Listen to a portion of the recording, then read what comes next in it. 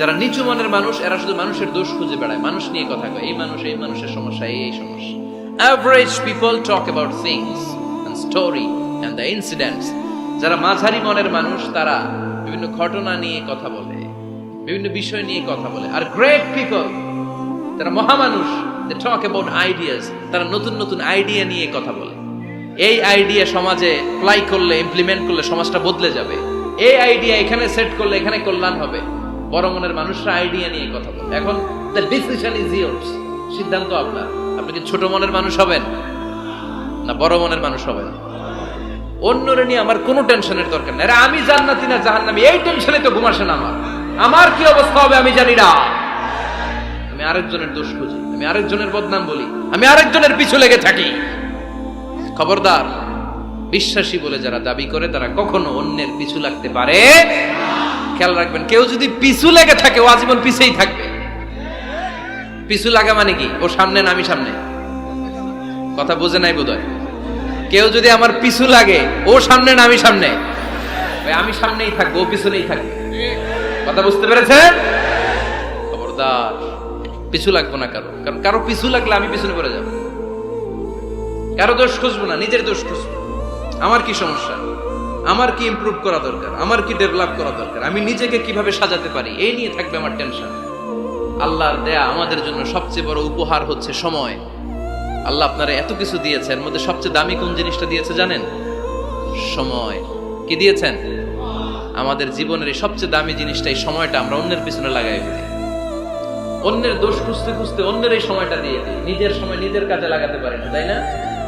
এজন্য আমরা যেন অন্যের দোষ না খুঁজি, নিজের দোষ খুঁজি। ওয়ালা তালমিজু আনফুসাকুম, একে অপরের দোষ খুঁজো না। আদেশটা কার?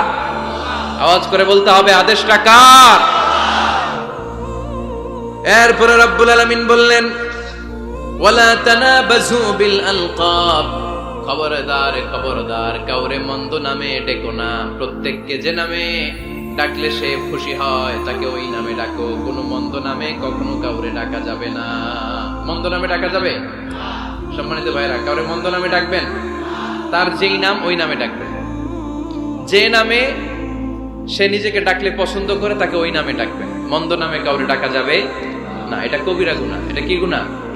কবিরা গুনাহ। কারণ প্রত্যেকের নামটা প্রত্যেকের কাছে খুব প্রিয়, খুব আপন, খুব যত্নের, তাই না? ভাই আপনার নাম কি? উজ্জ্বল হোসেন। উজ্জ্বল নামে আরো মানুষ এই গ্রামে আছে না নাই? আপনার কাছে মনে হইতে পারে উজ্জ্বল নামটা তো খুব স্বাভাবিক একটা নাম।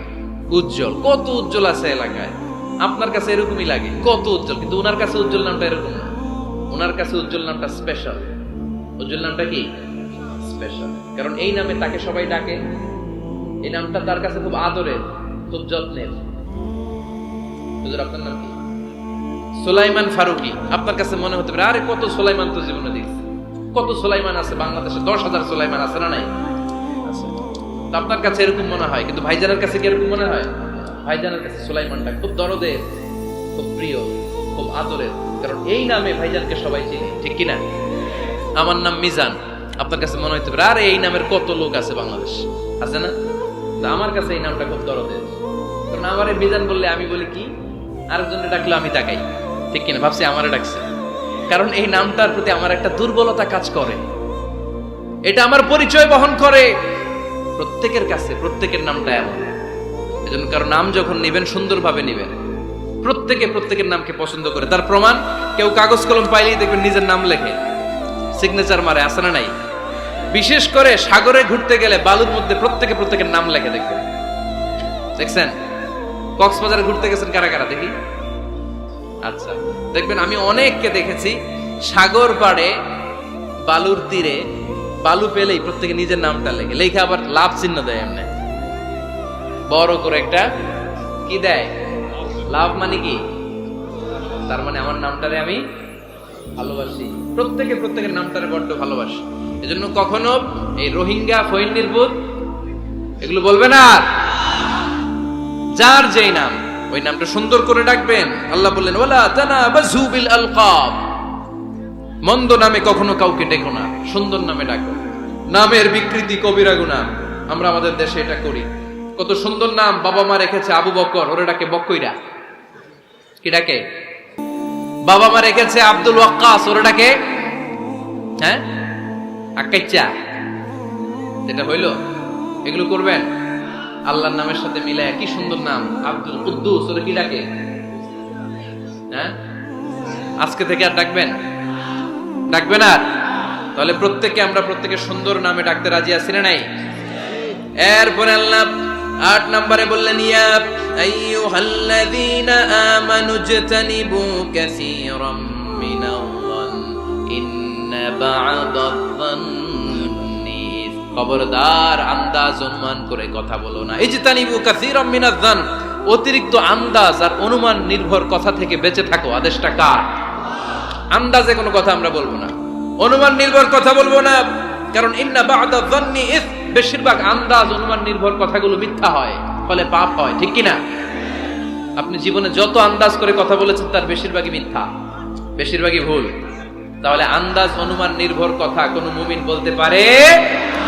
খবরদার আন্দাজ অনুমান নির্ভর কোন কথা আমরা বলবো না। আল্লাহর হাবিব সাল্লাল্লাহু আলাইহি ওয়াসাল্লাম বলেছেন, ইয়াকুম ওয়াদ-যান ফা ইন্নায-যান্না আকযাবুল হাদিস, তোমরা ধারণা করা থেকে, অনুমান নির্ভর, আন্দাজ নির্ভর কথা থেকে বেঁচে থাকো, কেননা আন্দাজ নির্ভর কথাগুলো হচ্ছে মহাপাপ। আন্দাজে কথা বলা যাবে? আন্দাজ অনুমান নির্ভর কথা বলা যাবে না, কারণ আন্দাজ আর অনুমান কখনো সত্যের বিকল্প হতে পারে। ইয়াত্তাবিউনা ইল্লা-যান, ইয়াত্তাবিউনা ইল্লা-যান ওয়া ইন্নায-যান্না লা ইউগনি মিনাল হাক্কি শাইআ। কিছু লোক আছে আন্দাজ নির্ভর কথা বলে, আর আন্দাজ কখনো সত্যের বিকল্প হতে পারে। আজ থেকে আন্দাজে কথা আমরা বাদ দিয়ে দিব। রাজি? একমত না দ্বিমত? আওয়াজ করে বলেন, একমত না দ্বিমত? খবরদার আন্দাজ করবেন না। যদি আন্দাজ করেন, ভালো আন্দাজ করবেন। আন্দাজ করলে কি আন্দাজ করবেন? ভালো আন্দাজ। Come back positive, not go back negative. কোনো নেগেটিভ আন্দাজ আমরা করতে চাই না। ভাবলে পজিটিভ ভাবনা, অনুমান করলে পজিটিভ। কিছু লোক আছে খালি নেগেটিভ। আল্লাহ তুমি আমাদেরকে পজিটিভ মাইন্ডেড হওয়ার তৌফিক দান করো, আমরা পড়ি আমিন। এই দেশে যে কি পরিমাণে আন্দাজে কথা চলে, চলে না? আপনি দেখলেন আপনার এক বন্ধু রিকশায় করে এক মেয়েকে নিয়ে ঘুরে বেড়াচ্ছে, এটা দেখেই এসে বলা শুরু করলেন, আমি তো দেখছি আমার বন্ধু প্রেম ভালোবাসা শুরু করছে, এক মেয়ের নিয়ে প্রেমে পড়ে গেছে, আমার বন্ধু তো প্রেমে হাবুডুবু খায়। কেমনে বুঝলি? কারণ আমি নিজ চোখে দেখেছি। মেয়ে নিয়ে রিকশায় ঘুরতেছে, বান্ধবীর নিয়ে, প্রেমিকারে নিয়ে রিকশায় ঘুরে। এমনও হতে পারে আপনার বন্ধুর পাশে রিকশায় যে মেয়েটা বসা ছিল সেটা তার আপন বোন, হতে পারে না? তার পাশে যে মেয়েটা বসা ছিল এটা তার আপন ভাগ্নি, হতে পারে তার আপন খালা, হতে পারে না? ওর কিছু হয় নাই, আপনার গুনার পাল্লাকে আপনি ভারী করেছেন, ঠিক কিনা? কারণ ঠোঁট কালো দেখলে আমরা আন্দাজে বলি লোকটা মনে হয় সিগারেট খায়, আছে না নাই? সিগারেট না খেয়েও ঠোঁট কালো হতে পারে কি পারে না? বিয়ের পরে যদি কেউ হুন্ডা কিনে, বিয়ের পরে যদি হুন্ডা কিনে, কিসের হুন্ডা? এই দেখছেন, আন্দাজে মেরে দিছে যৌতুক। তো ও যখন হুন্ডা পাইছে বা কিনছে, থেকে আনছে, কত টাকা খরচ করে কিনলো, কেমনে আনলো, কিস্তিতে আনলো না সরাসরি আনলো, মাথার গাম পায়ে ফেলে আনলো না বন্দুকটা চালাই দিচ্ছে, জানেন আপনি? এগুলো ধারণা করেন কেন? আন্দাজে ধারণা করেন কেন? আজকে থেকে আন্দাজের গোষ্ঠী গিলাই আমরা। আন্দাজে কথা বলা যাবে? খবরদার। ইজতানিবু কাসীরাম মিনাজ-যান। ভাই, এগুলো করে আমরা আমাদের সমাজটাকে জাহান্নামের টুকরা বানিয়ে দিয়েছি। আর কত? আর না, অনেক হয়েছে, এবার থামেন, স্টপ, থিংক টুয়াইস। একটু ভাবেন কি বলছি আমি। প্রতিটা কথার জবাবদিহিতা সেদিন চাইবে কে? এজন্য 8 নম্বরে বললেন আন্দাজে কথা বলো না। 9 নম্বরে আল্লাহ বললেন ওয়ালা তাজাসসু, গোয়েন্দাগিরি করো না। গোয়েন্দাগিরি আছে না নাই? সামাজিক ভারসাম্য শৃঙ্খলার জন্য গভর্নমেন্টের যে গোয়েন্দা, ওইটা না, ওইটা ঠিক আছে। মদিনায় ছিল ওমর ফারুকের গোয়েন্দা, আল্লাহ রাসূলের গোয়েন্দা। আমরা নিজেরা ব্যক্তিগত দায়িত্বে যে গোয়েন্দাগিরিটা করি, কারো জানলার ফাঁকা খোলা থাকলে চোখ দিয়ে যে উকিটা মারি, ওইটা নিষেধ। ওয়ালা তাজাসসু, গোয়েন্দাগিরি করো না। কিছু লোক আছে দেখবেন, এরা ফিসফিস করে কি যেন বলতেছে, উনি কান পেতে আছে না নাই? তো এরা কি বলে, এটা নিয়ে আপনার তো ইন্টারেস্ট কেন? ছিদ্র থাকলে অনেক ওই দিক দিয়ে চোখ দেয়, আছে না নাই? টিনের ঘরের ছিদ্র, ওদিক দিয়ে চোখ দিতেছে।